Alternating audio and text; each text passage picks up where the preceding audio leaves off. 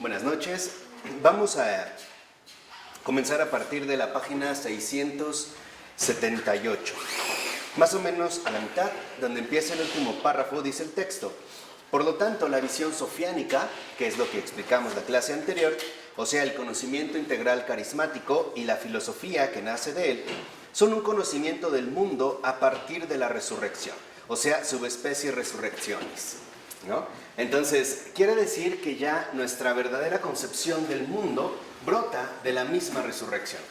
O sea, precisamente, ¿no?, el conocimiento profundo del mundo solo se alcanza a partir de la resurrección. ¿No?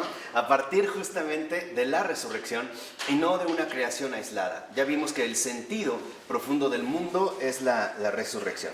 Dice a continuación: el conocimiento integral desarrollado y propuesto por Florensky es el esfuerzo por ver la realidad desde la perspectiva hacia donde todo tiende, o de descubrir el misterio del mundo y de sus ámbitos ontológicos desde la luz de la resurrección. Entonces, aquí tenemos, digamos, tres aspectos fundamentales. Primera, cuando hablamos del mundo, en realidad, nosotros en efecto vamos a hablar del conocimiento del mundo. Ahora bien, este conocimiento del mundo solo es plenamente efectivo, o sea, solo es auténticamente real si brota de la luz de la resurrección.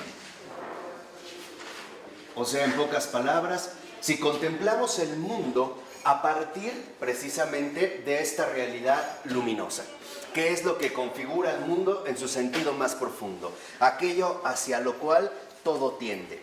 Dice: pero la teodicea sabe que la iluminación plena del espíritu, la intuición discursiva que sobrepasa definitivamente los límites del entendimiento, solo se dará a partir de la resurrección realizada. En pocas palabras, nosotros en efecto podemos avanzar algo del conocimiento del mundo a la luz de la resurrección, pero no podremos agotar por completo este conocimiento. ¿Por qué? Porque este conocimiento solo será plenamente efectivo cuando este acontecimiento de la resurrección se haya realizado, o sea, hasta el final de los tiempos. Este es un aspecto central que nosotros ya no podemos dejar de lado. Dice en los tres últimos renglones: no pudiendo ser aún un conocimiento inmediato o completo, porque la belleza en este mundo está crucificada, habrá de ser necesariamente un conocimiento simbólico. Entonces, no obtenemos a la luz de la resurrección un conocimiento pleno del mundo, sino que únicamente obtendremos un conocimiento parcial que, en último término, representaría lo que aún no se ha realizado, pero está por realizarse. Es de hecho, digamos, la tensión fundamental de la realidad cristiana: el ya, pero todavía no. ¿Qué quiere decir? Que nosotros solo conoceremos el mundo en su propia verdad a partir de la resurrección, o sea, a partir finalmente del final de los tiempos. Por ello es que solo nosotros podemos aspirar a un cierto conocimiento simbólico, no completo, no total. Quiere decir que en realidad, a pesar de nuestro conocimiento del mundo a la luz de la resurrección, sigue quedando un aspecto fundamental en tanto misterio. O sea, este conocimiento profundo reservado para el final de los tiempos. Dice en la 679 a partir del segundo renglón: la intuición intelectual contenida en el dogma eleva al filósofo a la contemplación de la verdad eterna y le ofrece la síntesis viviente que su entendimiento no puede producir. Por esto es solo contemplación, porque para que la misma intuición sea plenamente real, ha de ser también plenamente realizada. Entonces, la resurrección en cuanto tal es algo aún no realizado. Y por lo tanto, si la resurrección es algo aún no realizado en este sentido integral, en este sentido radical y definitivo, entonces el respectivo conocimiento que tengamos acerca del mundo tampoco es algo pleno. En ese sentido, solamente tendríamos la posibilidad de acceder a un conocimiento simbólico. O sea, finalmente, ¿no?, tender hacia lo que está por venir, pero aún no ha sido realizado. Esta es, digamos, como la tensión fundamental en la cual nos movemos. De hecho, y esto nos ayuda, por ejemplo, a comprender también el sentido profundo de cada una de nuestras vidas. ¿Por qué? Porque lo que en realidad define nuestra vida es lo que aún no se ha realizado, o sea, el propósito fundamental hacia el cual tiende toda mi existencia. Dicho de otra manera, la finalidad principal hacia la cual nos dirigimos. Que de hecho esta finalidad para toda cosa creada es muy sencilla, el encuentro final con Jesucristo. Esa es la tendencia última que define nuestra existencia. En este sentido, por ejemplo, nadie podría decir que conoce por completo su vida misma, porque aún no se realiza en esta plenitud, es decir, a la luz de la resurrección. Ahí es cuando entenderemos muchísimas cosas que por el momento o bien nos resultan incomprensibles o bien ni siquiera nos resultan alcanzables. No están en este sentido en nuestra mano. Estos finalmente, ¿no?, se pondrá todo a la luz plena al final, o sea, en la resurrección. Dice un poquito abajo de la mitad de este párrafo: para anticipar y realizar ya la obra de la síntesis final, en la medida del tiempo mismo, será necesaria la mediación del sacramento, que santifica ya realmente, de un modo gradual, la creación. De este modo, la antropodicea completa a la teodicea. Son las dos dimensiones íntimamente vinculadas del misterio salvador. Entonces, esto aún no realizado no es otra cosa más que el misterio salvador. Ahora, para poder dirigirnos de manera concreta, sin extravíos, en el recorrido fundamental de este misterio salvador, que no es otra cosa más que la luz de la resurrección, hay una mediación, o sea, hay algo de por medio. Y esto que está de por medio son precisamente los sacramentos. ¿Por qué los sacramentos? Porque en los sacramentos se conjugan de manera fundamental el hombre y la realidad divina, o bien lo visible y lo invisible. En este sentido, este misterio salvador, por el momento, o sea, en su desarrollo temporal, posee una mediación sacramental. Por ello, entonces, podemos entender lo siguiente: nuestra participación profunda en la realidad sacramental significa que en efecto estamos formando parte del desarrollo temporal de este misterio salvador. ¿Hasta cuándo? Hasta que llegue la culminación de todo lo creado. Y la culminación de todo lo creado es justamente la resurrección. En este sentido, la redención. Entonces, abusados, porque la perspectiva cristiana esencial es una perspectiva del futuro, no del pasado. Finalmente, ¿no?, aspiramos a lo que aún no se ha realizado, pero en efecto ya está en marcha, ya se ha puesto en marcha. Entonces, cuando tenemos esto claro, lo primero que entonces brota de nuestra comprensión cristiana es la esperanza. ¿Qué significa tener esperanza? Tener esperanza, en pocas palabras, significa esperar pacientemente y alegremente la realización final del misterio salvador. Entonces, este misterio salvador, para cualquier cosa creada, es una verdadera finalidad. Es la tendencia fundamental hacia la cual se dirige la creación entera. De hecho, recuerden lo que ya habíamos mencionado en una ocasión. Toda la creación se dirige hacia este misterio salvador. De hecho, justo por este misterio salvador es que el mundo fue creado. En pocas palabras, la redención no es algo accidental. La redención es previa incluso a la creación. O por ponerlo tal vez en términos mucho más sencillos, justo porque el Hijo de Dios dijo sí a la redención del mundo, el mundo fue creado. Por ello, San Pablo lo decía muy bien, todo fue creado por Él y para Él.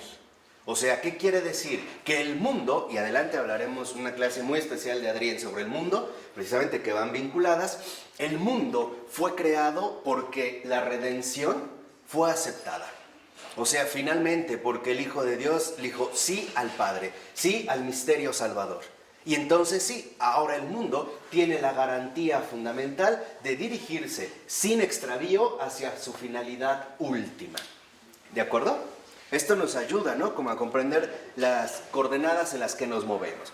Dicen los tres primeros renglones del último párrafo: por lo que respecta a la resurrección de la carne, esta se muestra como la máxima racionalidad, puesto que solo a través de ella es accesible el conocimiento verdaderamente integral.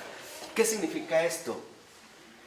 Que esta resurrección no solo va a ser una mera resurrección espiritual, va a ser la resurrección de la carne, o sea, la glorificación de la realidad de lo creado, de esta realidad esencial. De ahí que no sea casual, por ejemplo, que a los primeros cristianos en sentido despectivo les llamaran los físicos. ¿Por qué? Porque hablaban de la resurrección de esta realidad física, o sea, de la carne humana, ¿no? Lo que nos hace esencialmente humanos.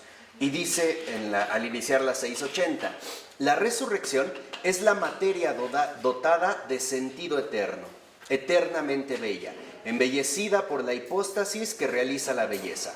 La resurrección sería, respecto a la desintegración del tiempo, del espacio y de la muerte, la integridad plena. Y la integridad es belleza. Entonces, ¿hacia dónde se dirige finalmente esta finalidad?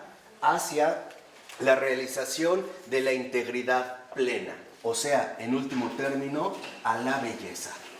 Belleza cuyo malestar más radical se ve precisamente en la realidad de la carne. Por ejemplo, a través de la muerte. Vemos la desintegración de esta carne e incluso su putrefacción. Entonces, el quedar liberados del espacio, del tiempo, de la realidad temporal en la cual la carne se desgasta, significa que entonces estamos llamados a acceder a una eterna, vamos a decirlo así, a una eternidad plena. O sea, a una realidad ya no afectada por el tiempo, sino más bien acceder a la eternidad incorruptible de Dios mismo. Esta es precisamente la finalidad. 3 renglones abajo dice el texto. El sacramento comunica ya la resurrección a la materia humana, a la carne de la cultura, a todo el producto viviente del trabajo, integrados en la neumatósfera, es decir, en la misma vida del espíritu en el seno de Dios. Entonces, en nuestra realidad actual, precisamente el sacramento es lo que nos ayuda a dirigirnos a esta finalidad. Quiere decir que si es mediación, habrá un momento en el que este sacramento ya no sea necesario. ¿Por qué? Porque entonces ya viviríamos en el espíritu del seno de Dios. O sea, ya realmente llegaremos a ser restablecidos en la radical belleza en la cual consiste nuestra más profunda creación. Entonces, en un primer momento, Dios nos formó, el pecado nos deformó, pero la resurrección nos va a reformar en una auténtica belleza, o sea, finalmente en una plena integridad. Y podríamos decir, en una integridad eterna. Ya no se trata simplemente de acceder a una especie como de consuelo pasajero bajo una cierta manifestación aceptable. No, es en pocas palabras la incorruptibilidad. A eso es a lo que estamos llamados, a la incorruptibilidad.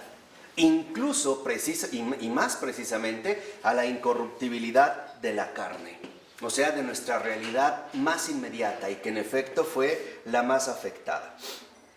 En este sentido, 3 renglones abajo dice el texto, solo la memoria divina, actualizada en la conmemoración eclesial, salva la antinomia entre el tiempo y la eternidad, envolviendo ya en el ritmo de la memoria litúrgica los fragmentos de tiempo que habrán de ser conservados para siempre, y que por haber encontrado la conciencia que los recuerde, han accedido a una verdad memoria que salva con el tiempo y no del tiempo. Aquí es donde entra precisamente el postulado radical del misterio salvador. Este misterio salvador no consiste en saltarse el tiempo, consiste en salvar en el tiempo. En pocas palabras, ¿por qué hay tiempo en la creación para la realización gradual del misterio salvador? De hecho, es lo que nos haría comprender la mediación sacramental. ¿Por qué se trata de una mediación? Porque es una realidad temporal. Entonces, la realidad de lo creado no es un fraude. No es que Dios se salte el tiempo para acceder, como por arte de magia, a la finalidad última hacia la que estamos dirigidos. No, Dios nos salva del tiempo, nos salva precisamente a través del tiempo. Entonces, el tiempo no es más que el recorrido gradual que nos conduce poco a poco al cumplimiento del misterio salvador. Por ello es que una vez que este misterio llega, el tiempo ya no es necesario. Ya ahora sí podremos pasar a una auténtica integridad eterna. De ahí pues podríamos concluir lo siguiente. Primera, la eternidad solo se gana en el tiempo, no saltándose el tiempo. No es un salto, ¿no? Vamos a decirlo así, discontinuo, ¿no? La eternidad se va ganando precisamente en el compromiso profundo con el tiempo, o sea, el aprovechamiento de la existencia, instante por instante, y no tratando más bien de cortar o interrumpir la realidad temporal. Lo dice en la nota de esta página 132 y es de Tomás Spildik, sacado de unas palabras de Endokimov, que es un teólogo ruso. Dice, la solución de la antinomia entre el tiempo y la eternidad no puede ser más que metalógica, o sea, espiritual. Se trata del misterio de la divina humanidad. Nuestra humanidad está en el tiempo y nuestra divinización hace que pase a la eternidad sin ser destruida. Entonces, la santidad no destruye nuestra realidad temporal, más bien la va planificando. O dicho quizá más brevemente, para ser santos necesitamos tiempo. Es más, necesitamos mucho tiempo. Es más, necesitamos toda la vida. O sea, atravesar el recorrido gradual de toda mi existencia. ¿Momento a qué? A momento. Eso es lo que nos permitirá finalmente ir creciendo. Entonces, no se trata de negar la realidad concreta y temporal del mundo, tratando de acceder como de un salto extraño hacia una cierta eternidad libre del tiempo. No, se trata también de atravesar el tiempo, incluso sufrir el desgaste del tiempo, desgastarse en el tiempo para que la eternidad vaya aflorando cada vez más y más. Dice a continuación, y si la condición natural del hombre es ser en el tiempo, la eternidad habrá entonces de conservar este tiempo de alguna manera. ¿Qué quiere decir? Que en la eternidad todo lo que hicimos en el tiempo sí cuenta. Y eso es lo que se va a conservar. Por ello les decía, el tiempo es en realidad un tesoro inmenso y muy valioso, porque el tiempo posee en sí mismo un peso de eternidad. Para la eternidad no hay borrón ni cuenta nueva. Todo lo que transcurrió en nuestra realidad temporal tiene un peso. ¿Por qué? Porque fue el camino que transitamos en nuestra propia realidad humana. Entonces, aquí no hay que perder de vista que esta mediación temporal es justamente el recorrido que cada uno debe de realizar para acceder a la integridad eterna. No podemos saltarnos esta realidad temporal. Entonces vean, por ejemplo, lo que dice el Padre Pavel en la página 681, al hablar de la resurrección y especialmente una homilía pascual que escribió y que titula El inicio de la vida. Está en los dos últimos renglones del último párrafo de la 681. Vean aquí, digamos, esta cita muy hermosa de nuestro Santo Padre Pavel. Dice, la belleza de la naturaleza no ha vencido a la muerte, no ha hecho más que volverla más horrible, vistiéndola con hábitos elegantes. La nobleza del espíritu no ha vencido a la muerte, aunque el espíritu inmortal haya escapado de lo inexorable, retirándose a regiones que para ella eran inaccesibles. Y cuando parecía que toda batalla fuese vana, el amor mismo ha entrado en el reino de la muerte, y el punzón de la depredadora, la muerte, se ha despedazado contra su escudo. El Señor se ha revelado y ha puesto en comunión el instante con lo eterno. Él mismo ha descendido a nuestra carne lívida. La materia se ha divinizado. En el cuerpo de Cristo se ha vuelto radiante, de una belleza inmutable. Ahora la belleza no es vana, porque la criatura ha sido liberada de la corrupción.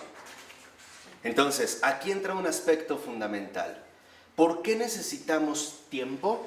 para liberarnos gradualmente de la corrupción. Dice, ahora tampoco el amor es vano, porque el amado no perece sin dejar huellas.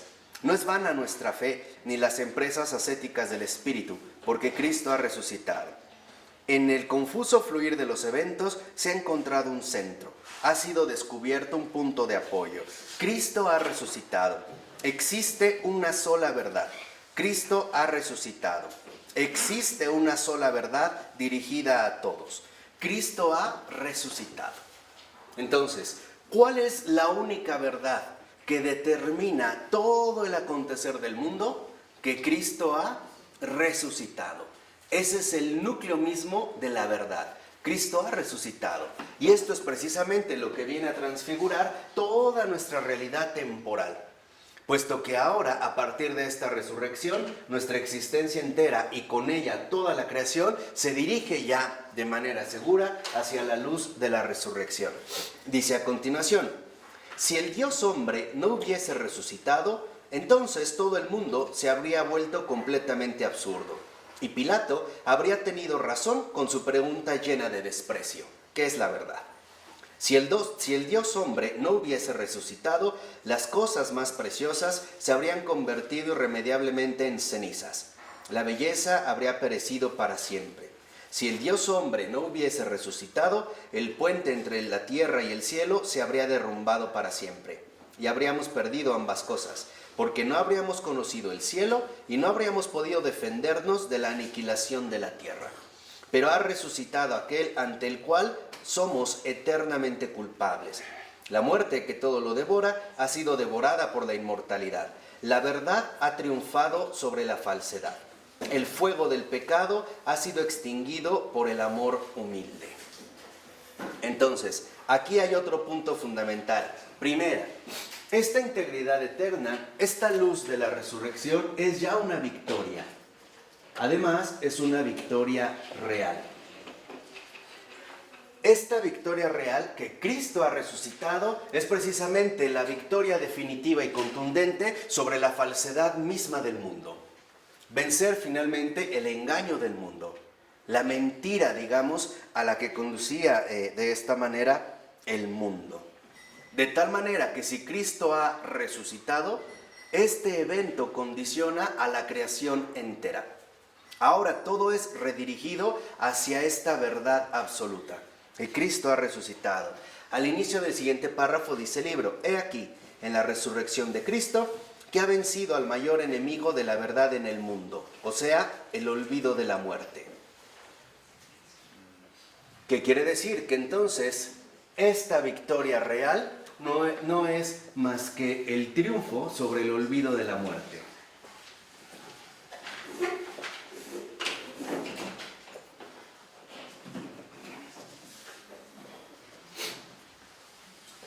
Ahora, aquí nada más habría que enfatizar lo siguiente, porque aparece un renglón abajo. La verdad se ha afirmado como eterna en la carne humana.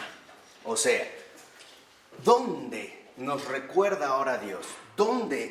¿De qué manera formamos parte de la memoria divina? No es a partir de un recuerdo psicológico, sino a través precisamente de su realidad encarnada. ¿Dónde se ha finalmente fijado en la memoria divina nuestra presencia? En la propia carne del Redentor, especialmente en sus llagas, porque esas llagas las va a aportar para toda la eternidad. A partir de que Él las acepta, esa es, digamos, la ofrenda fundamental que nos ofrece a todos. Entonces, Dios ya nos recuerda en carne viva. Su recuerdo es un recuerdo en carne propia, no es una mera idea de algo ocurrido, sino que Él nos lleva vivamente en esta memoria fundamental de la resurrección de la carne. ¿De acuerdo? Ahora, si pasamos ya a lo que sería la página 685, aparece el capítulo 11, la antinomia eucarística, un amor más fuerte que la muerte. Entonces, aquí, ya dirigiéndonos hacia estos puntos, Florensky nos va a dirigir ahora sobre todo a la antinomia del amor eucarístico eclesial.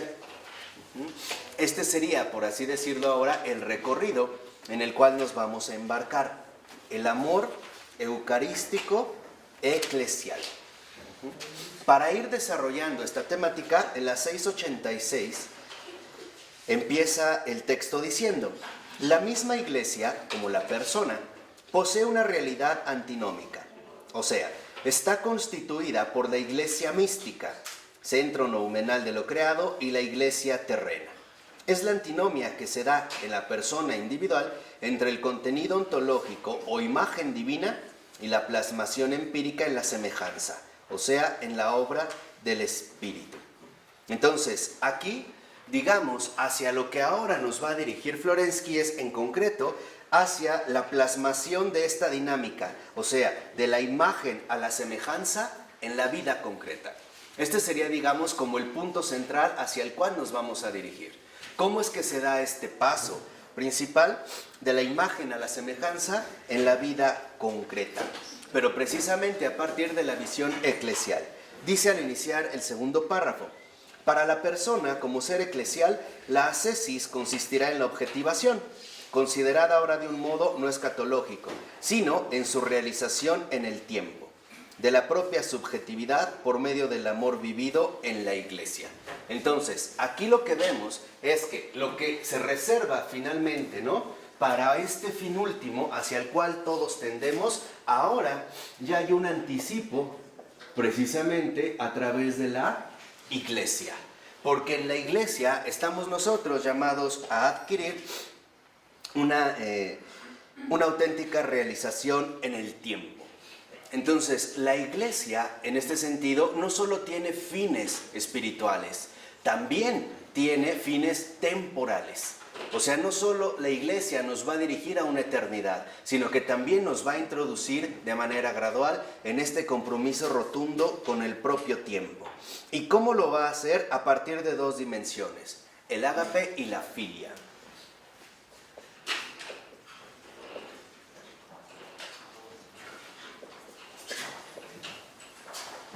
Ágape y filia. Estas son, digamos, ahora las dos dimensiones que en efecto se irán transitando de manera gradual para entender hacia dónde es que nos vamos dirigiendo. Voy un poco más rápido porque creo que ya podemos abordar estos puntos, ¿no? Ya podemos ir de manera mucho más concreta. Ok, de lo que acabo de leer, 3 renglones abajo, dice: para salir de la propia subjetividad, el hombre necesita el amor del impulso, necesita el impulso del amor eclesial, o sea, de la amistad. Entonces, ¿cuál es la función temporal a la que nos conduce la iglesia? A la superación de la propia subjetividad, o sea, a salir del encierro subjetivo, o sea, la escapatoria de uno mismo. El lograr salir de manera, vamos a decirlo así, radical, de manera auténtica, a través de una ascética, a través de una purificación, precisamente en la salida hacia la amistad. Entonces, la iglesia, en tanto ágape y filia, primero nos invita a una superación de la propia subjetividad. Y que esto ya lo habíamos comprobado a través de dos principios fundamentales. El primero, la invocación. En la iglesia no comenzamos por nosotros, nos dirigimos a alguien que está más allá de nosotros, en profunda cercanía, y por eso realizamos la invocación. Y segundo, a través precisamente de los sacramentos. Porque a través, digamos, del apego a los sacramentos, uno reconoce que uno no es la medida de la iglesia, sino que uno se apega a esta objetividad. Porque no es algo que uno mismo define. Es algo que en este sentido nos ha sido dado. Los sacramentos no son un invento humano, son un don dado a la iglesia. Y por ello es que nosotros no podemos hacer los sacramentos a nuestro propio gusto y medida. De tal manera que la búsqueda de los sacramentos no es más que la búsqueda de la salida de sí mismo, o bien la recuperación de la objetividad. Este es, digamos, como el paso central que ya habíamos comentado. Dice ahí mismo a continuación: el puesto de la paternidad espiritual en la salida de sí por la belleza lo ocupa aquí la figura del amigo, o mejor, como escribirá Florensky, del amigo con mayúscula. Él constituirá el anticipo de un amor más grande que la muerte. Entonces, tanto el ágape como la filia en la iglesia nos conducen precisamente a realizar ya una auténtica objetivación. Y esta objetivación es una objetivación temporal. O sea, es un movimiento hacia la objetividad que ya se realiza aquí en nuestra propia realidad temporal. Entonces, el primer, vamos a decirlo así, gran aporte de la Iglesia hacia cada uno de nosotros es precisamente el siguiente: rescatarnos de nuestro propio encierro subjetivo, llevarnos, en pocas palabras, de las tinieblas a la luz. Salir de las propias limitaciones subjetivas para entrar a formar parte de una realidad plenamente objetiva. Este es el movimiento de objetivación. O sea, pasar de lo subjetivo a lo objetivo. Y esto se va a realizar a través de la ágape y la filia. Ahorita vamos a entender en qué sentido se van dando cada uno de estos dos. En la 687, más o menos unos 7 renglones de que he iniciado el párrafo, dice: la objetivación se planifica en la madurez eucarística de la vida espiritual, que consiste en una visión de sí mismo en la memoria divina, por el sacrificio de la raíz de toda pasionalidad, o sea, por la muerte espiritual. Y esta muerte espiritual es algo que todo auténtico cristiano está llamado a vivir, está llamado a experimentar en carne propia. Ahora, entendámoslo bien. ¿Qué significa muerte espiritual? Significa el aniquilamiento del yo mismo. Esa es la auténtica muerte espiritual. La anulación del sí mismo. Esto es a lo que nos ayuda la Iglesia. O sea, en tanto objetivación como movimiento temporal, en tanto realidad temporal, ya vimos su realidad intemporal, en tanto realidad temporal, precisamente nos va conduciendo a la muerte espiritual. O sea, la anulación del yo, ¿no? O bien, la anulación del yo subjetivo. Esta es la auténtica muerte espiritual. O sea, muero a mí, muero al yo para entrar a formar parte de un nosotros. Y por lo tanto pasar, lo que dijimos la clase anterior, pasar del aislamiento a la auténtica comunidad viva, o sea, a la comunión. Nadie puede vivir la Iglesia sin esta muerte espiritual. Nadie, no es posible. Porque precisamente hacia lo que nos va dirigiendo la Iglesia como madre es a esta muerte espiritual, que es la anulación del yo, la aniquilación de toda pasionalidad subjetiva, para entrar a formar parte de una realidad más grande.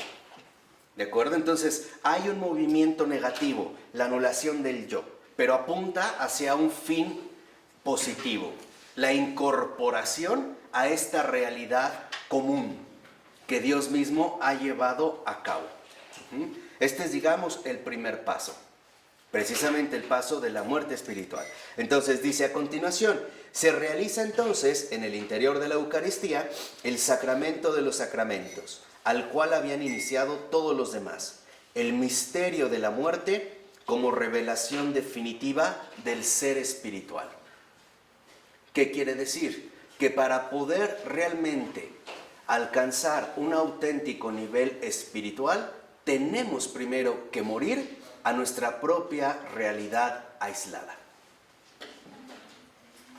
El hombre verdaderamente espiritual no es más que el hombre verdaderamente eclesial. Y eso es lo que nos va a ir explicando Florensky.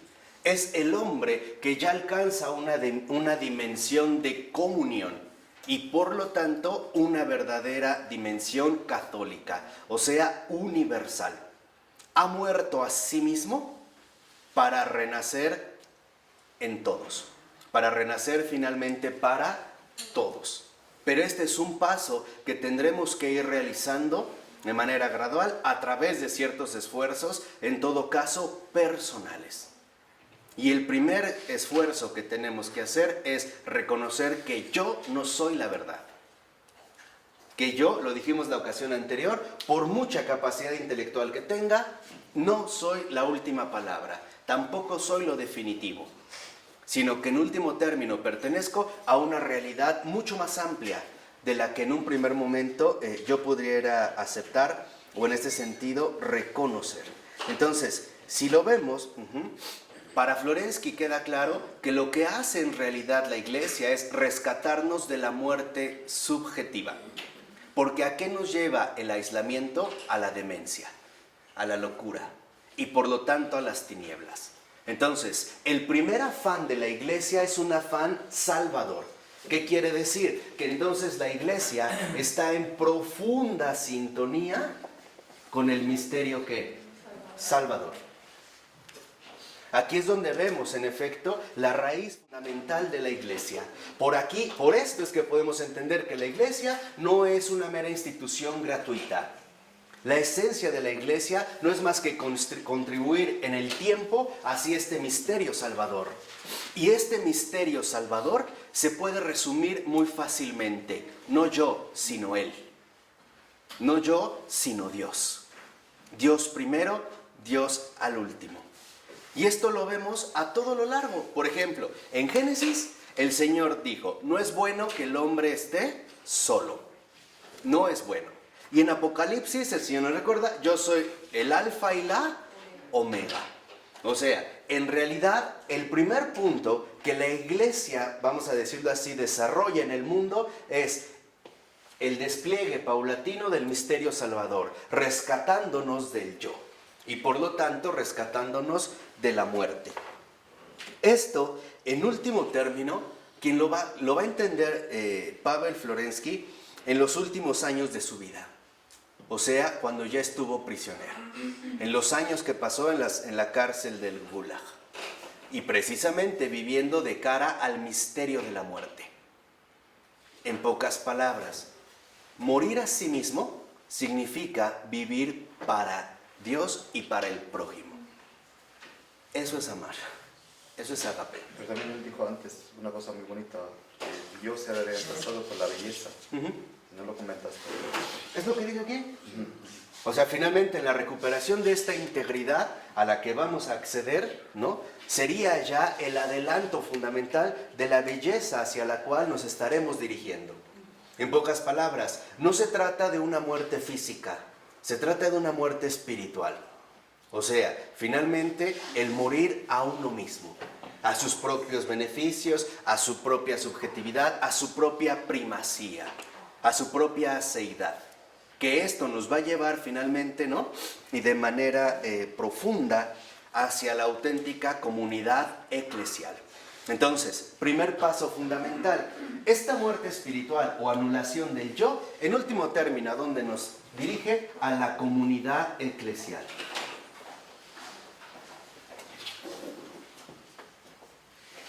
Y esto hasta lo podemos recordar a través de San Pablo, y nos lo acaba de decir hace poco. Nadie vive para sí mismo y nadie muere para sí mismo. Porque en efecto, a partir de Cristo, todo está dirigido a configurar una auténtica comunidad eclesial. Entonces, podríamos ya adelantar de esta manera. ¿Qué es lo único que nos obstaculiza la comunión con la verdad? Uno mismo, el yo. Esta partícula aferrada a sí misma. Esta, digamos, falsificación de la parte por el todo. Donde queremos que solo una parte aislada aparezca como el todo dominante. Entonces, estamos llamados, por dirigirnos en términos ya más espirituales en este punto, estamos llamados primero a hundirnos de manera auténtica en la humildad. Si no damos este paso, no vamos a alcanzar jamás la verdadera dimensión espiritual. ¿Qué es la humildad? La humildad no es más que finalmente respetar y reconocer mi auténtica realidad humana. Porque humilitas proviene de humus y humus es tierra. Entonces no olvidemos que somos tierra. Por eso San Bernardo decía, hay que ser fieles a lo que somos. Y somos tierra. Y esto nos da dos pistas. Primera, y es para que vean cómo a lo mejor a varios les va a molestar. Pero reconocer nuestra realidad significa que somos tierra. Y la tierra está abajo, no arriba. No somos cielo, somos tierra. Aunque digamos, ay, mi cielo, no es mi tierra. Y si la tierra está abajo, la tierra está puesta por debajo de todo lo demás. Y no solo esto, la tierra es pisada por todos los hombres. La tierra es pasiva, la tierra es muda. La tierra además se deja fecundar por todo aquello que le es dado. La tierra no fecunda por sí misma. La tierra necesita que se le trabaje y la tierra no se revela. La tierra permanece extendida sin limitaciones. Ese es el primer paso fundamental. Sin esta penetración auténtica en la humildad, no hay una verdadera comunidad eclesial. Hoy nuestra cultura fomenta todo lo contrario, que nosotros valemos mucho y que estamos por encima de todos. Mentira. Eso no es más que una vil ilusión. Porque todos, al ser hombres, somos humus. Y por lo tanto, todos somos tierra. Cuando entendamos de verdad y con el corazón esta realidad auténtica, entonces empezaremos a atravesar la agonía auténtica de la muerte espiritual. Porque hay que ser honestos, esto duele. Reconocer tu miseria es doloroso. Pero es el paso fundamental para acceder finalmente a el triunfo que nos aporta la verdad. No solo hay miseria, también hay misericordia. Y eso es todo. Si comienzas dando este paso hacia el reconocimiento de ti mismo como tierra, como miseria, como humus, y por lo tanto como humilitas, como humilde, entonces la misericordia finalmente se inclina hacia ti para elevarte de tu bajeza. Todo el que se exalte será ¿qué? Rebajado. Y el que se abaje, esa es la vida espiritual. ¿Qué pasó por aquí? La humildad es respetar y reconocer. Nuestro propio ser, ¿no? Nuestra realidad humana. Porque no hay otra. El hombre viene, ¿no? También como homo de humus. Nuestra realidad es tierra. Y cuando nosotros reconozcamos que estamos por debajo de los demás y por lo tanto a los pies de los demás, cuando demos este paso decisivo y realmente padezcamos ese dolor al que lleva el reconocimiento de esta verdad, también empezaremos a experimentar la grandeza infinita de la misericordia. Porque a Dios solo se puede amar a la luz de la verdad. A través de la falsedad estamos creando puros ídolos, puras ilusiones. Seremos finalmente, ¿no?, presa fácil de la prelest, o sea, del engaño espiritual. Nos empezaremos a colocar en lugares que no nos corresponde. Seremos como estos, ¿no?, que llegan a la boda y que Jesús nos dijo y se colocan en la primera fila. Y llega alguien y le dice, no, vete para atrás, tú no vas aquí. Este es entonces el primer paso, ¿de acuerdo? Entonces, no solo hay miseria, hay misericordia. ¿Qué quiere decir? Que hay una realidad profunda de comunión entre el hombre y Dios. Este es el paso para la comunidad eclesial. De hecho, en la 688, más o menos a partir del cuarto renglón, dice el texto, habla de la relación humana eclesializada. Y en efecto, de eso estamos hablando, de la relación humana eclesializada. ¿Qué quiere decir?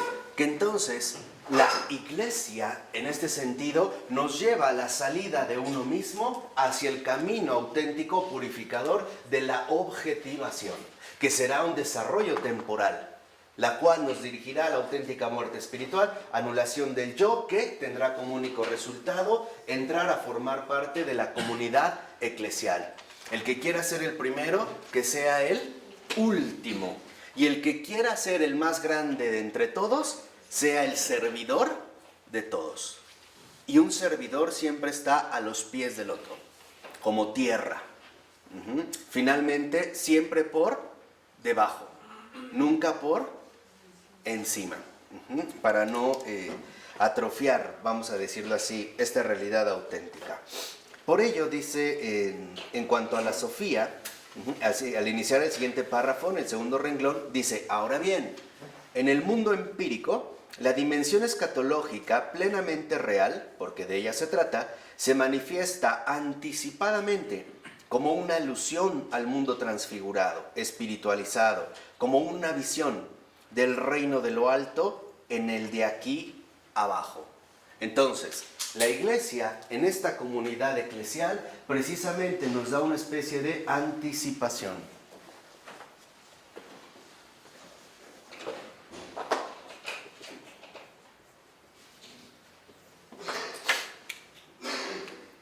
¿Qué significa esto? Que entonces esta, digamos, primera anticipación nos muestra ya aquí en la tierra, a manera de una ilusión, que el reino de los cielos, lo que en efecto lo funda y sostiene, es la profunda humildad de Dios mismo.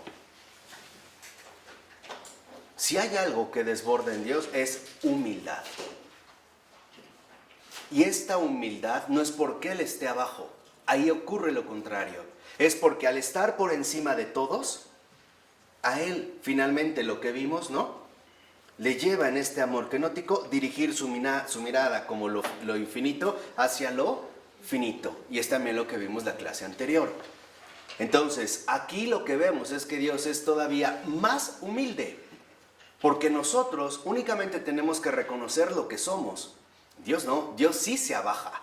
Porque Él sí está por encima de ¿qué? De todo. Esa sí es la auténtica humildad. Entonces, si Dios hace este movimiento de descenso, lo único que a nosotros nos toca es reconocer el lugar que realmente nos corresponde. Eso es todo. Seguir el paso fundamental que se da también en el reino de los cielos. Fíjense, lo dice en la siguiente cita Florensky. Dice, esta revelación tiene lugar en el amor personal y sincero de dos personas, o sea, en la amistad. En el momento en que en ella le es concedido a quien ama, de modo anticipado y sin ascesis, superar su aceidad, abolir las fronteras del yo, salir de sí mismo y encontrar su yo en el de otro, del amigo, drug en ruso. La amistad, este nacimiento misterioso del tú, es el medio donde comienza la revelación de la verdad. Entonces, en este camino de anticipación, lo primero que va a destacar es la filia. ¿Por qué la filia? Porque la filia precisamente es el primer paso en el camino de la objetivación. Reconocer en el otro a un amigo. Y finalmente, cuando uno encuentra a un amigo, la auténtica prioridad ha cambiado. En la amistad se supone que uno se preocupa ante todo del otro, del bienestar del otro. Entonces, en un primer momento es la amistad la que nos ayuda a derribar las fronteras del yo. Nos ayuda finalmente, ¿no?, a salir de nuestro propio encierro subjetivo. Por ello es que la auténtica amistad siempre es un camino que nos conduce a la verdad. En tanto nos ayuda finalmente a salir de nosotros mismos. Dirigir nuestra atención ya no hacia mí, sino más bien hacia el otro, recuperando finalmente esta revelación de la persona, el amor en el encuentro personal. Entonces, la filia como amistad me conduce al encuentro personal.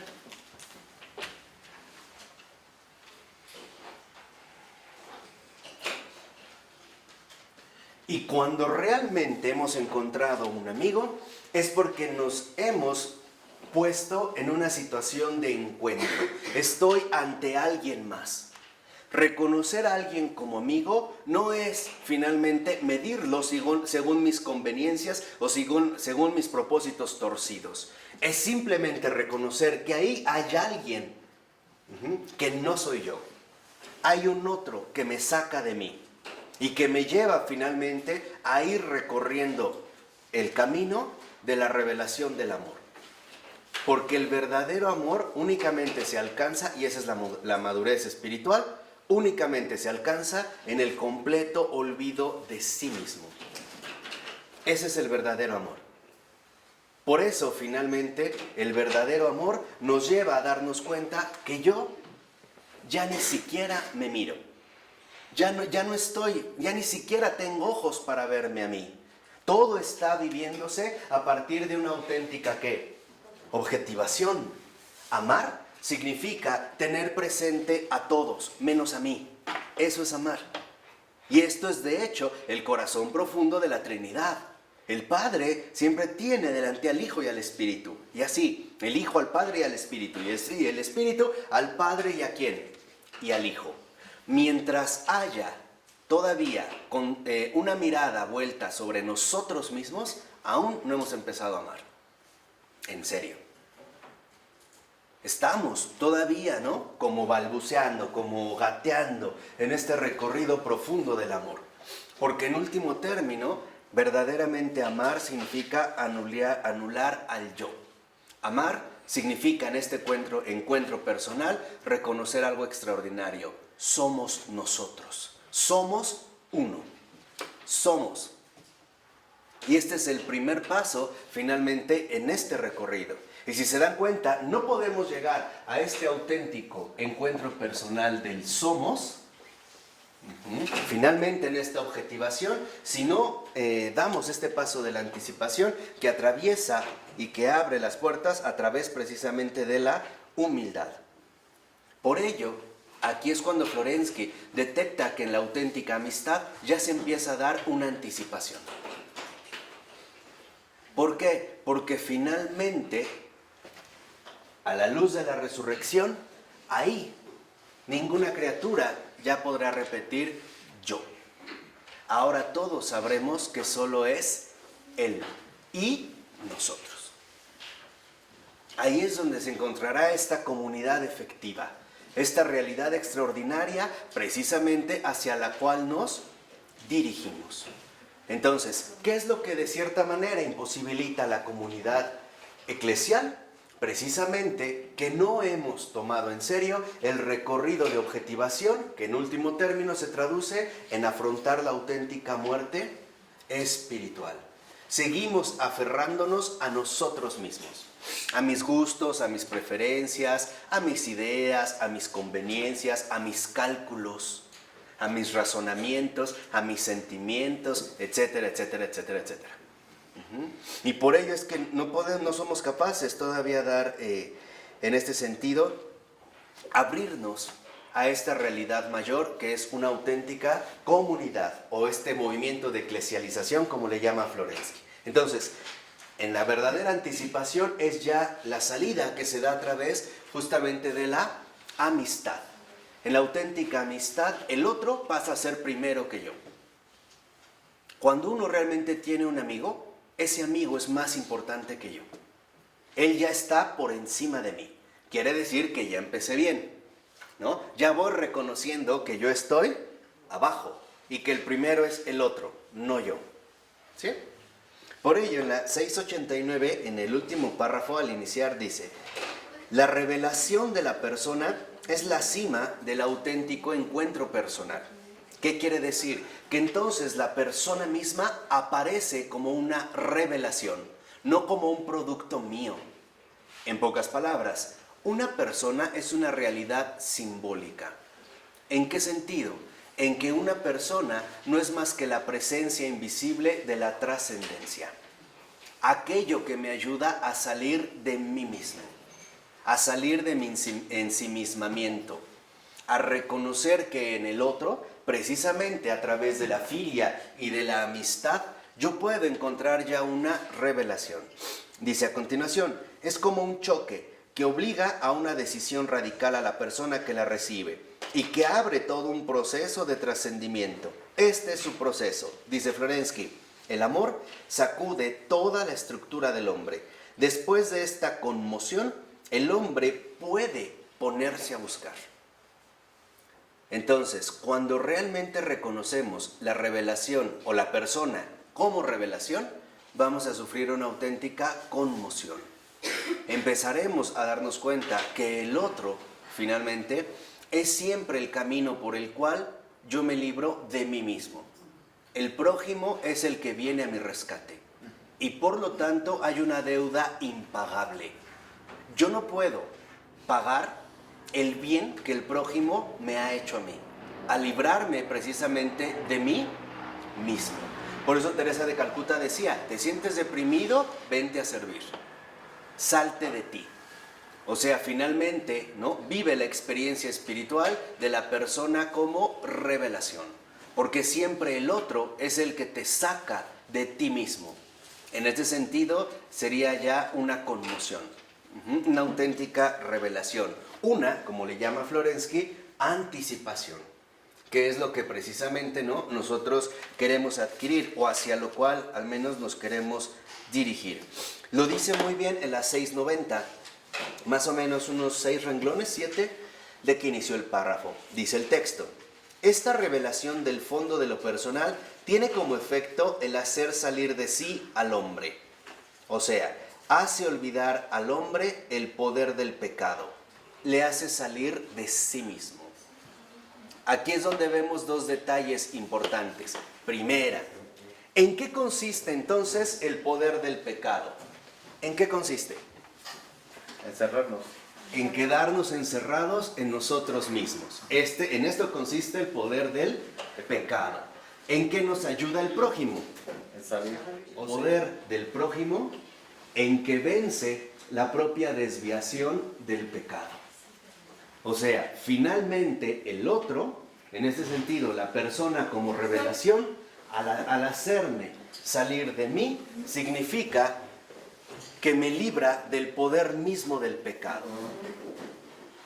Me ayuda finalmente a salir de mí. Me ayuda a olvidarme de mí. Me ayuda finalmente a tener ya un paso fundamental en la auténtica vivencia espiritual. El otro es el primero. Vamos a decirlo así, en este primer nivel o en este primer momento, dice como 5 renglones abajo. Ha de dar al curso del tiempo empírico la forma de la integridad vislumbrada, que se convierte en un mandato.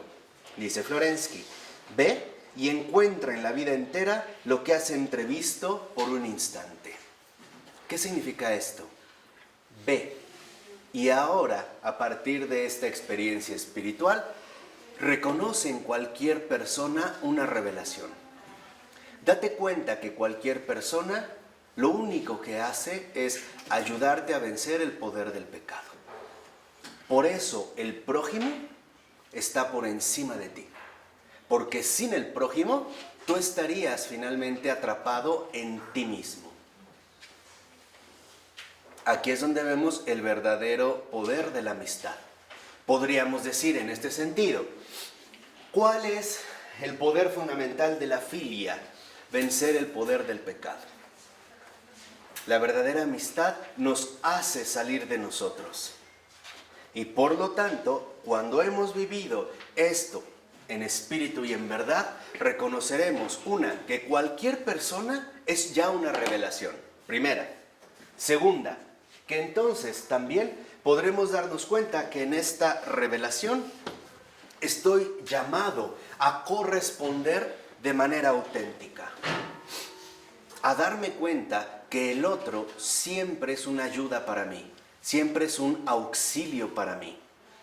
Por lo tanto, negar al otro, negar al prójimo, significa decirle sí al poder del pecado. Entonces, ¿cómo le ayudaron a Pavel Florensky los que lo fusilaron? Precisamente reconociendo que en esa presencia real había una clara revelación de la voluntad divina. Y esto es reconocer la grandeza de esta transfiguración. Aquí ya estamos hablando del Florensky maduro, Ya estamos a pocas hojitas de terminar el texto en cuanto tal. Aquí ya vemos finalmente a lo que él reconoce. En pocas palabras, Pavel Florensky, y es a lo que nos está invitando, es a que vivamos todos y cada uno de nosotros la verdadera vida eclesial. La visión auténticamente espiritual que nos hace contemplar en todos y cada uno de los seres creados una auténtica revelación. Entonces, aquí viene un paso extraordinario. Ahora la persona, ya a estos niveles, toda persona es una revelación. ¿Revelación de qué? Revelación de la verdad. Con esa simpleza. Es una auténtica revelación de la verdad. ahora sí, la vida espiritual está alcanzando una auténtica madurez.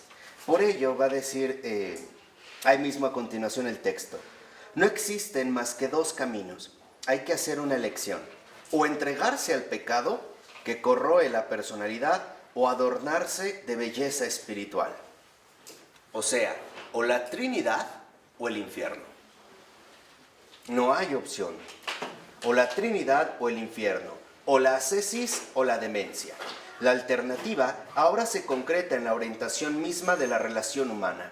O el pecado o la santidad, que adorna la vida de la belleza superior, de la unidad integral.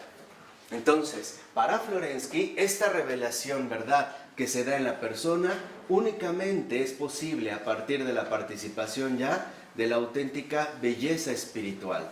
Y esta contemplación de la belleza espiritual, en efecto, no es más que una auténtica transfiguración. ¿En qué sentido una transfiguración? En el sentido de que toda la realidad nos muestra su auténtico rostro, su auténtico propósito, su riqueza. La empezamos a contemplar de una manera absolutamente distinta. Podríamos decir, esto es ya empezar a ver las cosas tal y como Dios mismo las ve. Estamos llamados precisamente a adornarnos de esta belleza espiritual, cuya revelación de la verdad a partir de cada persona nos permite ya asumir una auténtica transfiguración. Porque ahora ya vemos a la luz de la verdad. Ya no estamos, digamos, distorsionando la realidad a partir de nuestras propias tinieblas, sino que ya hemos alcanzado una apertura auténtica. Por eso dice a continuación, la amistad, lugar de la encarnación de la experiencia del encuentro personal, será, dirá Florensky, el lugar del pecado o el lugar de la santidad, el lugar por excelencia del juicio concreto de la persona, o sea, la piedra de toque radical. ¿Qué quiere decir? Que en esta transfiguración que se da a través de la persona como amistad, dijimos, no solo como un trato de conveniencia, sino la amistad que va más allá de lo que conozco, sino que la amistad es entrar en contacto pleno con cualquier persona, una vez que espiritualmente la contemplo como una auténtica revelación de la verdad. En ese sentido, amistad, esta transfiguración únicamente nos permitirá dos opciones, o bien santidad, a la luz de la verdad, o bien pecado. ¿Por qué pecado? Porque sería la negación de esta revelación de la persona. Sería rechazar la luz de la verdad. Y por lo tanto, en lugar de preferir adornarme de belleza espiritual, prefiero hundirme en las tinieblas de la demencia. Y por lo tanto, sería finalmente escoger, en ese sentido, el pecado. Y con él, el mismo infierno. Un ejemplo concreto. Sí, o sea, si yo no reconozco en cada persona una revelación de la verdad, sino que en pocas palabras desprecio siquiera a una persona, eso es escoger el pecado. Aunque no la conozca, aunque sí la conozca, aunque me caiga bien, aunque me caiga mal, despreciar a una sola persona, porque la realidad profunda de la persona es revelación, es despreciar la luz de la verdad. Y por lo tanto es despreciar la ¿qué? La santidad. Y en ese sentido, aceptar más bien el pecado. ¿Pero qué es el pecado en sí, el término pecado? En cuanto tal, la negación de la santidad. Es la ruptura, ¿no? Sí, pero es una negación. O sea, Dios es continuidad y el pecado es la ruptura. Claro. Es el alto. Pero el pecado es no. No a Dios. En ese sentido es ruptura. Pero al mismo tiempo no solo rompe, se separa. Cuando uno acepta el pecado, uno le dice no a Dios, pero también le da la espalda, aunque Dios continúe. O sea, la santidad aparecería como el sí. El pecado es la autoexclusión de Dios. Pero de Dios es Dios, la continuidad. Cuando estamos en gracia, estamos en la continuidad. Y el pecado es la autoexclusión de esta continuidad. es un no, una autoexclusión. Entonces, si el pecado dice no, a este sí, de la santidad, entonces quiere decir que uno ha optado por el camino que va a seguir. En este sentido, el camino de las tinieblas. Entonces, por eso, muy bien se da cuenta Florensky de algo muy concreto. El que rechaza a una persona está rechazando a la Trinidad misma.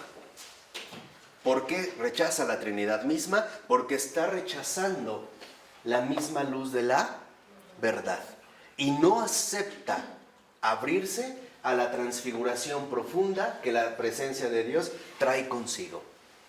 Aquí es donde se va a jugar finalmente, ¿no?, nuestra postura ya aquí en el mundo. ¿Hacia dónde es que tendemos? Hoy, por ejemplo, nuestra cultura contemporánea nos hace ver en las personas meros objetos de uso, objetos de intercambio, o bien objetos de satisfacción o de beneficios, cuando nos conviene. Y cuando no, incluso nos lleva, por ejemplo, a perder de vista la realidad auténtica de los demás, únicamente quedando atrapado en mí y en la gente más cercana a mí, ¿no? Aparentemente mi familia. Por ejemplo, alguien está en problemas, no me interesa porque en último término yo ni lo conozco. Pero si digo que no lo conozco, entonces le estoy diciendo no a la revelación. Es como decir, yo no quiero nada que ver con esto, yo no tengo nada que ver con esto. Y por el contrario, a lo que nos lleva la auténtica belleza espiritual es a reconocer en esta transfiguración un sí. Entonces, podríamos decir de manera radical, la persona en esta amistad, en esta apertura hacia la que nos conduce, es la opción radical por el pecado o la santidad. Y esto es cierto. Si uno se pone a pensar, cada trato que tenemos con una persona será o fruto de santidad o de pecado. ¿No hay medio? No. ¿Desperdicio? No. No. No hay. En una palabra, o colaboramos para el bien o fuimos colaboradores del mal. Y muchas veces sin quererlo, Hacerle una mala cara a otra persona es decirle no a Dios. Y eso es lo que vamos a entender en efecto en estas radicalidades profundas de la vida. ¿Por qué? Adelantándome un poquito. Porque el propio, por ejemplo, Henri de Lubac, que también es otro gran hombre eclesial, en este sentido auténtico, decía, el desafío en la iglesia, se los voy a tratar de resumir, pero decía, el desafío auténtico en la iglesia, y más en la iglesia contemporánea, no solo está en familiarizarnos con los grandes santos. El verdadero desafío de la iglesia, y especialmente actual, consiste en reconocer y aceptar la bajeza de esta iglesia. En pocas palabras, los miembros indeseables. Aquello que en efecto nos obliga más a madurar espiritualmente. Ese es el desafío. Porque dice, hoy es muy fácil dirigir nuestra atención hacia aquello que destaca en la iglesia. Pero ¿qué hay, en pocas palabras, de los pecadores? Y no olvidemos que la iglesia está hecho de los dos, ¿no?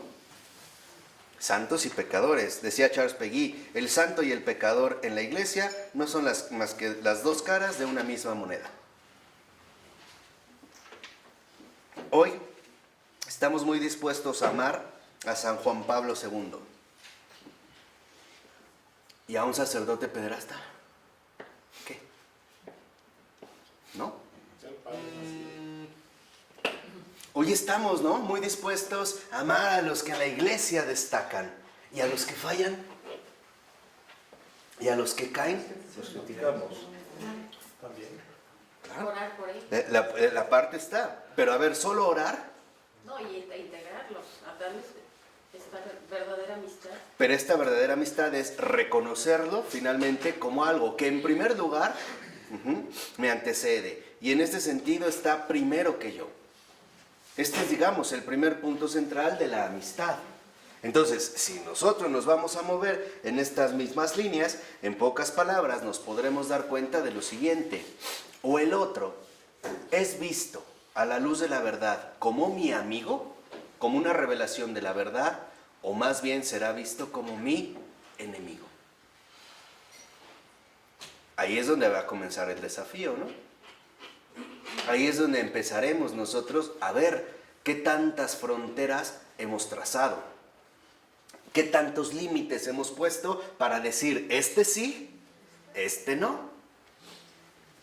Ahí es donde veremos hasta dónde ha llegado nuestro modo de medir. Marco, ¿por qué la belleza espiritual aquí que lleva a todo esto? ¿Por qué la belleza espiritual?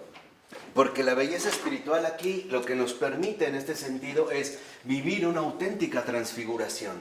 Ya desde aquí en la tierra es una anticipación. ¿Pero puedes definir la belleza espiritual?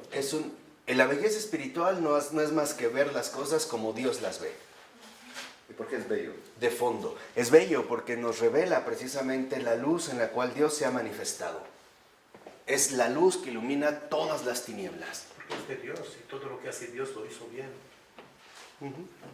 Es reconocer que en último término, en efecto, esta belleza espiritual que nos permite ver las cosas como Dios las ve, entendemos, uno, que todo lo creado, a pesar de lo que veamos en un primer momento, está saturado de sabiduría. Es la visión sofiánica. Segunda, que aunque parezca lo contrario, la bondad de Dios jamás ha sido vencida. Y tercera, es participar en la alegría eterna del Creador de poder repetir sus mismas palabras con un mismo corazón. Y vio que todo era bueno. Esa es la belleza. Esa es precisamente, ¿no?, lo que dice Florensky, adornarse con esta belleza espiritual. Por ello, al iniciar la 691, dice, iniciando el texto, revelando sin cesar el reflejo de la belleza originaria en el rostro del amado, ella destruye, aunque provisionalmente y bajo condición, los límites del individuo alienado, cuyo estado es la soledad. Entonces, aquí es donde entra precisamente el punto central que nos lleva al pecado. El no es más que quererse aferrar a la soledad. O sea, al solo yo.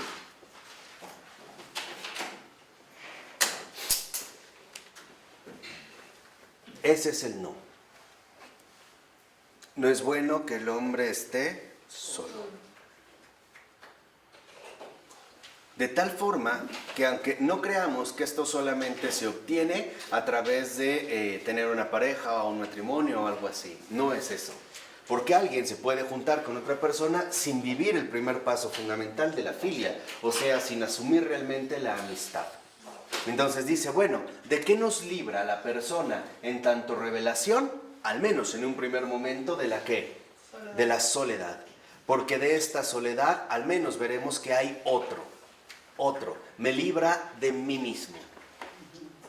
Nosotros incluso, por ejemplo, cuando atravesamos un mal momento y ahí se ven los desórdenes que el pecado trajo consigo, lo que más queremos es estar solos. Cuando más mala estamos pasando, ¿qué decidimos? Estar solos. Déjame, que nadie me hable, no quiero hablar con nadie, esto no nos ayuda. Ahí es cuando nuevamente deberíamos de buscar, en primer lugar, salir de nosotros ¿qué? Mismos. Por eso entendemos el valor terapéutico del diálogo. ¿Por qué necesitamos hablar, dialogar con otro? Precisamente para poder acceder a esta liberación. El diálogo es liberación. ¿De qué me libera el diálogo? Encerrarte tus propias ideas. De mi propia soledad, de mi propio cansancio. Me libera de la carga que llevo en mí. Por eso, si lo ven, cuando una persona habla, también mencionamos que se ha desahogado, ¿o no? No decimos desahógate.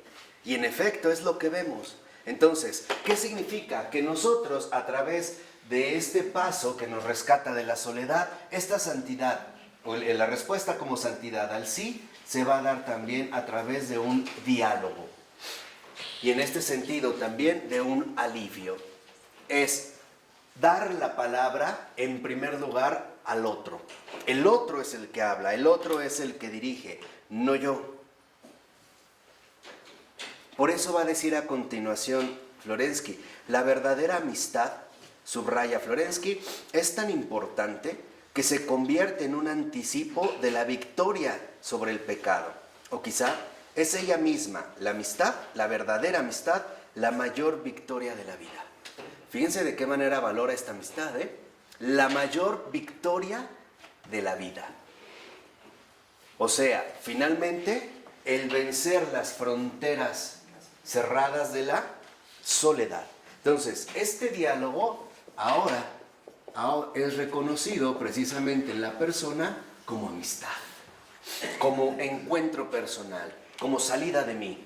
¿Por qué como amistad, no como cualquier persona que te sale al encuentro? ¿Por qué la define así? Si la define como amistad, entonces una persona que no es mi amigo ya no entra en este círculo. No, al contrario. Justo lo que nos está diciendo Florensky en este sentido es que el reconocer a la persona a la luz de la amistad es darme cuenta que toda persona es revelación de la verdad para mí.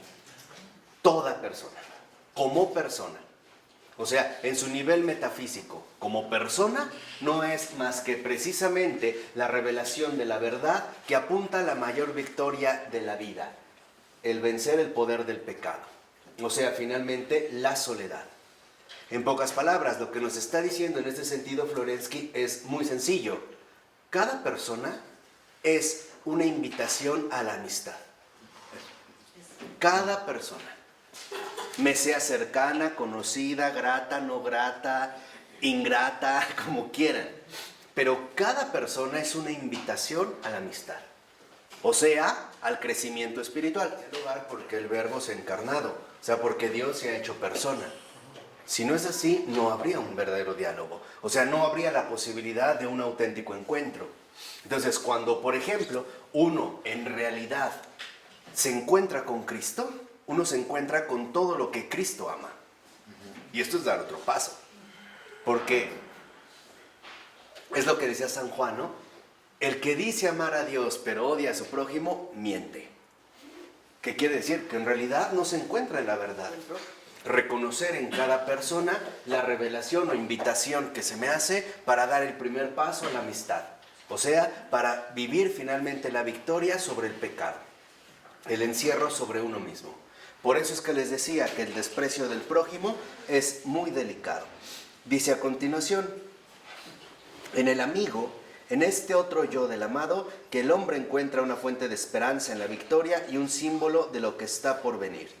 Recibe así una homousía preliminar y por tanto un conocimiento previo de la verdad.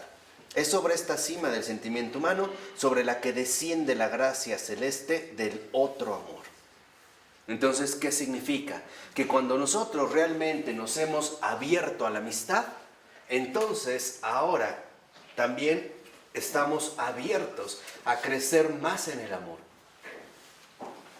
Ya no solo es aceptar al otro, ahora también va, por ejemplo, involucrar o exigir llegar al grado de darme al otro, sin medida. Aquí en esta, digamos, amistad, al menos en un primer momento, lo que dijimos es una aceptación. Aceptación de la realidad auténtica de la persona, como revelación de la verdad. Esto en un primer momento. Pero dice a continuación, fíjense lo que dice al iniciar el punto 2. La amistad cristiana, nacida de la Eucaristía, es sin duda uno de los aspectos más originales y preciosos de la reflexión teológica del Padre Pavel, quien ha sabido unificar en la síntesis espiritual de la vida cristiana también la contradicción propia de las relaciones humanas, integrando en su eclesiología la dimensión de la amistad. Entonces, dice por ejemplo en la 692, para poder calibrar la riqueza del amor de amistad y su puesto entre las otras formas del amor cristiano, Florensky comienza estudiando en un largo excursus las diversas palabras griegas que sirven para expresar los diversos aspectos del amor. Va a citar en este caso dos verbos, eran, philein, strergein y agapan. Esos son, digamos, los verbos en griego. Entonces, el primero, eran, ahí lo tienen en la nota 12 abajo. Dice, dirigir hacia un objeto un sentimiento total, entregarse al objeto, sentir y percibir por él, tiene que ver con el amor-pasión. Entonces, ¿por qué yo puedo en el eros dirigirme finalmente, ¿no? En una pasión a otro, en el surgimiento del deseo, porque hay otro que lo despierta. Ese es el primer modo, o sea, uno de estos modos en este verbo, ¿no? Hay un objeto que despierta mi deseo, pero el deseo no viene por sí solo, el objeto lo estimuló. ¿Vamos? Este es el primero, ¿no? El segundo que vimos, philein, ahí está el 13. Dice, se refiere a todas las formas de amor entre personas que tienen una relación de intimidad. Contiene un elemento de saciedad, de suficiencia por sí mismo. Esta intimidad, o philein, no se refiere, como hoy lo entendemos, a una mera cuestión de sexualidad, sino a una apertura interior. Por ejemplo, los que son sinceros unos con otros tienen una relación de intimidad, porque están abriendo el corazón. Entonces, la amistad nos invita a una auténtica intimidad. De hecho, la verdadera intimidad que nosotros podemos vivir con otra persona es espiritual. ¿Cómo es? A través de la charla. Por eso, una plática es entrar en intimidad. Vivir esta intimidad, este philein, esta filia, esta amistad. ¿Sí? El tercero, ¿no? Stergein, dice en la 14, significa un sentimiento calmado y constante. De tal manera que el que ama reconoce que el objeto de su amor le pertenece, le está íntimamente ligado. Tiene que ver con la vinculación orgánica, la del género, indisoluble incluso para el mal en virtud de esta pertenencia. Tal es el amor tierno, sereno y seguro de los padres por sus hijos, del marido por su mujer, de los ciudadanos por su patria. Y finalmente aparece agapán y dice, indica un amor razonado, fundado sobre una evaluación del amado. Por tanto, no pasional, ni ardiente, ni tierno. Podemos rendir cuentas de este amor por nuestra razón, porque se basa menos en sensaciones, costumbres o la inclinación directa que en convicciones. Entonces, aquí lo que podemos ver es que lo que nosotros llamamos amor tiene en realidad bastantes matices. No solo se reduce, como en castellano, a una mera expresión, sino que abarca más bien muchas más cosas. Y dice ahí mismo a continuación, dice, el Nuevo Testamento impregnó el sentido natural y humano de estos términos de, dice Florensky, un contenido nuevo. Los ha espiritualizado por la idea del amor divino y de gracia. De modo que se ha producido un fenómeno característico. En el lenguaje del amor de la Escritura, la fuerza interna de la palabra se ha vuelto inversamente proporcional a la dinámica humana que expresaba en la lengua clásica, o sea, en griego, como del siguiente modo. Fíjense en esta cita que aparece en la 693. Dice Florensky, las palabras eros, son casi excluidas de los libros del Antiguo Testamento. Casi no aparecen estas palabras. E incluso dice Florensky, en el libro de los 70, no entran a formar parte de los del Nuevo. En las Escrituras, en la escritura philein, que ha adquirido un contenido espiritual para indicar las relaciones cristianas del amor, fundadas sobre el sentimiento y la comunión personales. Y en fin, agapán, incoloro y seco en su origen, se ha llenado de vida espiritual. Y la formación nueva, expresamente bíblica, de ágape, sirvió para significar el amor profundo, universal, el de la libertad espiritual suprema. Entonces, aquí es donde nosotros realmente ahora entendemos por qué todo este excursus de Florensky sobre la amistad.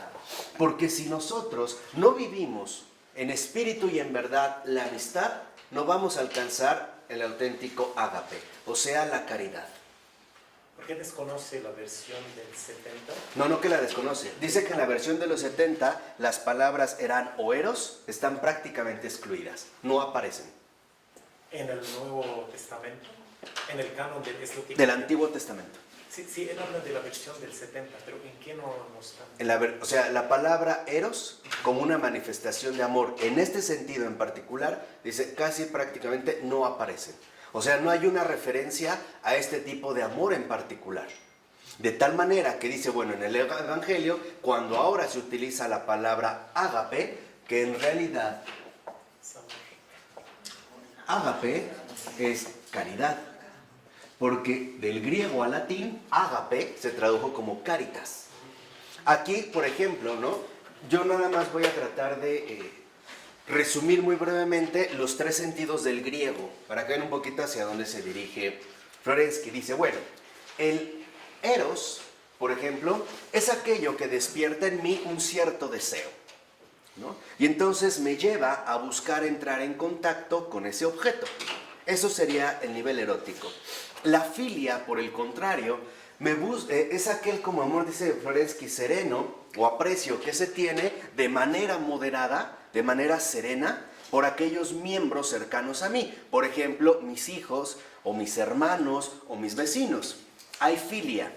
Pero, dice Florensky, el ágape, cuando precisamente se emplea en el Nuevo Testamento, dice, se ha llenado de vida espiritual porque ahora significa la libertad espiritual suprema. O sea, caridad es libertad espiritual suprema. Aquí es donde empezamos a ver cómo malgastamos las palabras y abusamos del lenguaje. Hoy creemos que caridad es hacer una buena obra. Ahí hice un acto de caridad. Pues no, la caridad no son actos. La caridad es un gesto. La caridad no se reduce a un acto. No se puede hacer un acto de caridad. Lo que se puede hacer es participar de esta caridad. Entonces, tenemos caridad, una, como libertad espiritual suprema.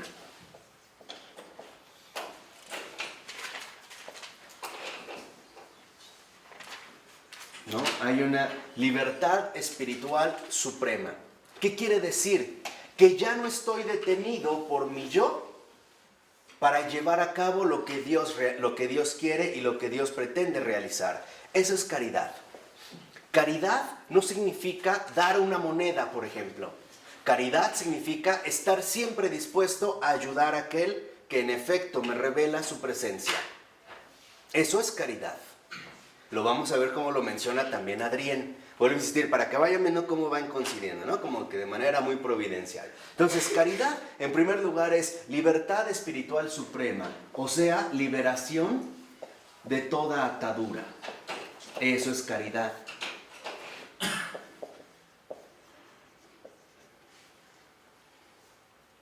Por lo tanto, caridad, en un sentido, no es más que renuncia a mi propia limitación.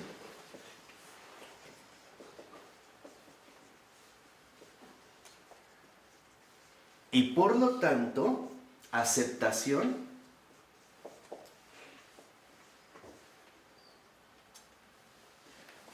de la desmesura de Dios.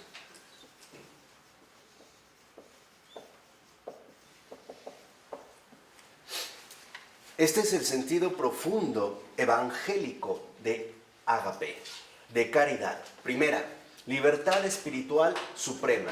¿Qué quiere decir? Liberación de toda atadura. Ya no estoy atado ni por miedos, ni por prejuicios, ni por nada que provenga de mí. Y esto involucra una renuncia a mi propia limitación, lo cual me lleva a aceptar, ¿no?, la desmesura de Dios. O sea, en pocas palabras, la caridad no es otra cosa más que amar como Dios ama. Eso es caridad. Caridad es amar como Dios ama.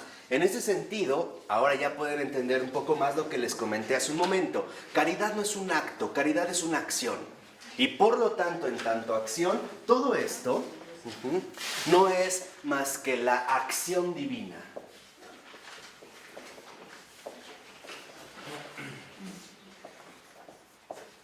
Es decir, amar como Dios ama. Eso es caridad.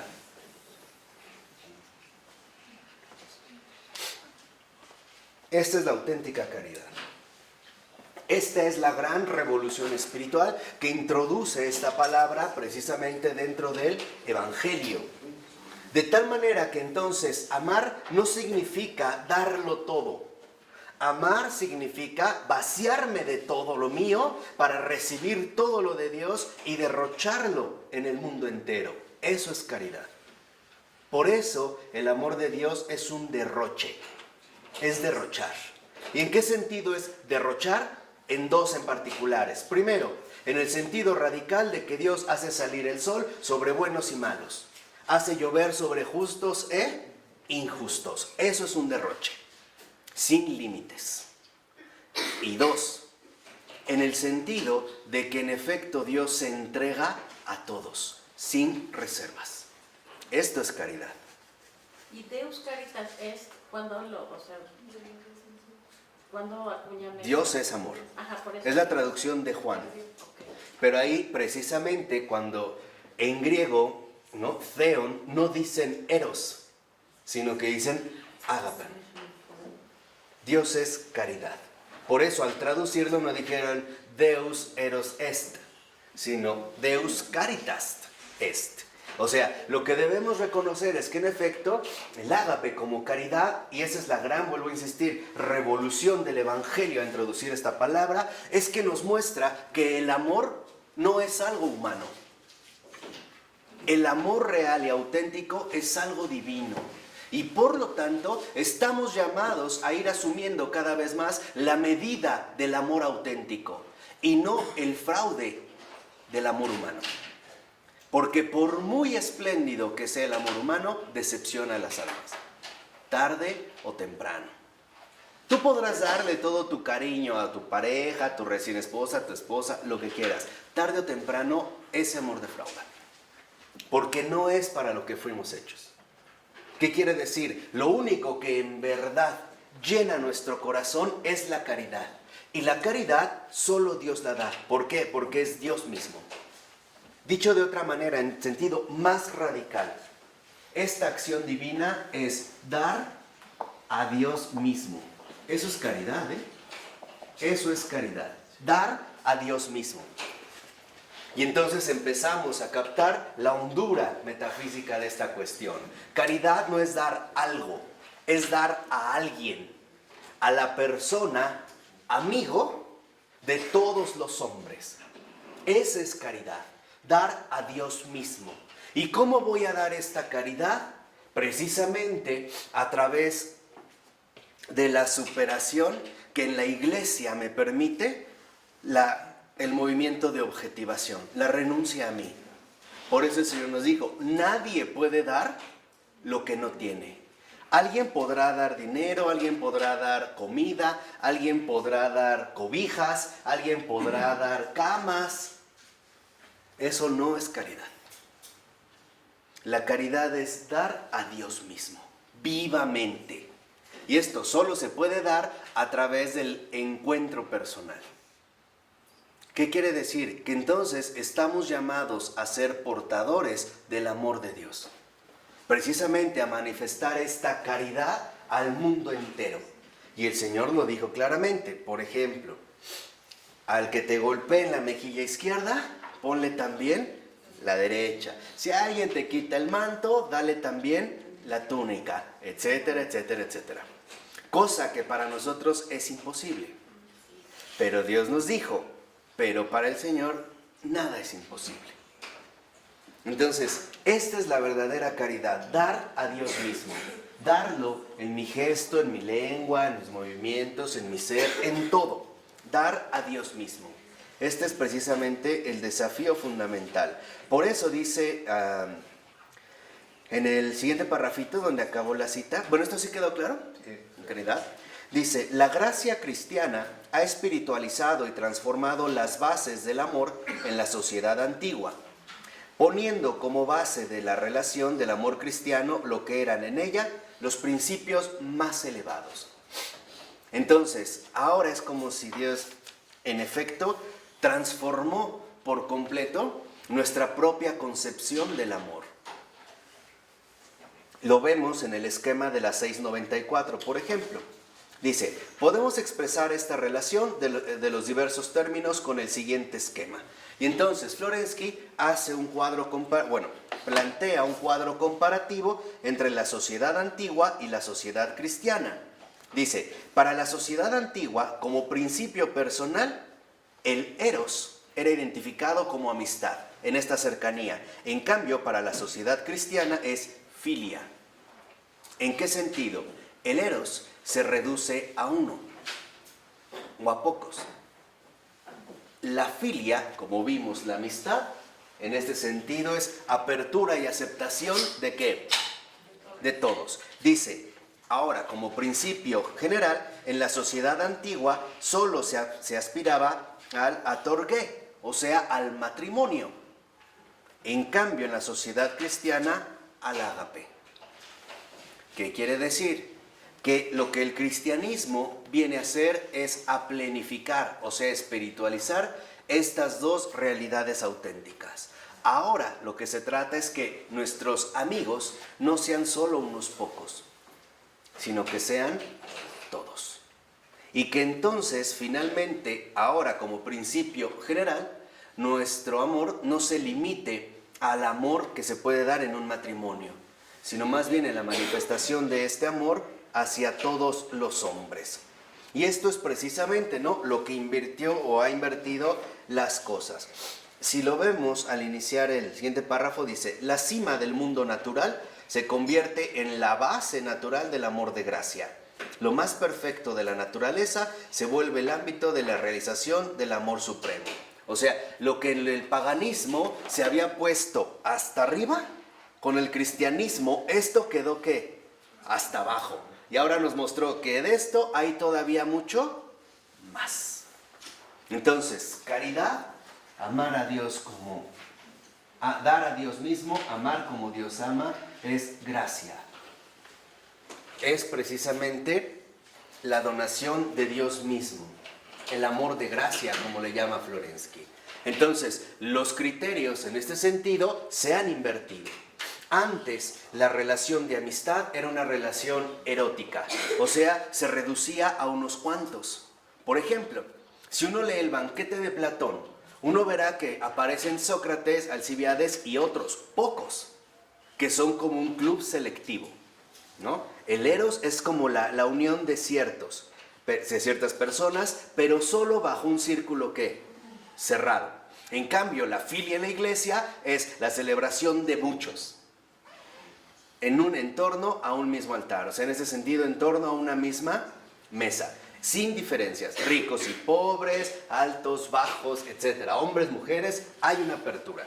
En el caso del paganismo, a veces la relación fundamental como principio general era establecer finalmente un matrimonio. En cambio, con el cristianismo, el matrimonio no es un fin en sí mismo. El matrimonio es una semilla de comunidad. O sea, no es más que la extensión de la iglesia en el mundo. Ese es un matrimonio. O sea, está llamado a fundar una comunidad, que lo vimos también con Adrián, ¿no? Cuando uno no puede poner en ese sentido los cálculos. Y entonces, aquí es cuando dice que en los 3 últimos renglones del siguiente párrafo, dice Florensky: la divinización espiritualiza al hombre en sus mismas estructuras, que son elevadas de nivel hasta la vocación plena de la divinización. Entonces, aquí es donde entra la clave fundamental. ¿Qué es la caridad? Después de esta descripción, dar a Dios mismo, caridad no es más que divinización. Y este ha sido siempre el reto, la exigencia, el cumplimiento, pero también el fracaso de la iglesia a lo largo del tiempo. La caridad no es más que este movimiento profundo de auténtica divinización. Esa es la caridad, lo cual implica precisamente finalmente llegar a dar a Dios mismo, o sea, ser partícipe o encarnar la acción divina, amar como Dios ama. En otras palabras, ser verdaderamente colmados de gracia, instrumentos de gracia, servidores de Cristo. Ese es el cristiano, ¿eh? Por eso les decía, en realidad, no crean que la santidad es para unos pocos. La santidad es para todo cristiano, porque es un movimiento que en efecto está llamado a recorrer. Ahora, aquí lo vemos, por ejemplo, al iniciar el otro párrafo en el tercer renglón. Dice el texto: hay, dice Florensky, un aspecto agápico y un aspecto correspondiente a la filia en la vida eclesial. El primero es el principio que alimenta toda la actividad de la iglesia. Dice Florensky: desde el martirio cotidiano, fíjense, que consiste en llevar las cargas los unos de los otros, hasta el testimonio por la sangre. O sea, es el aspecto de la fraternidad. El segundo se realiza en las relaciones de amistad, o sea, la ascesis, la pena y el martirio comunes y compartidos. Entonces, a lo que nos está llamando precisamente Florensky es a dirigir nuestra atención, que esta divinización, en efecto, no solo se queda con la amistad, sino que de la amistad crece más a la fraternidad. Ahora los demás ya no son solo mis amigos, son mis hermanos. Este es otro paso. Una cosa es reconocer en el otro un encuentro de amistad. Otra cosa es un lazo de hermandad. Entonces nos dice, bueno, de la amistad todavía estamos llamados a crecer más hasta la fraternidad. Esta es la exigencia de ágape. Entonces, dentro de este crecimiento, ya explicamos la caridad, ahora la amistad o filia, ¿no? La filia nos lleva a la amistad. El ágape nos lleva a la fraternidad. La fraternidad es ya no solo reconocer al otro como amigo, sino ahora como mi hermano.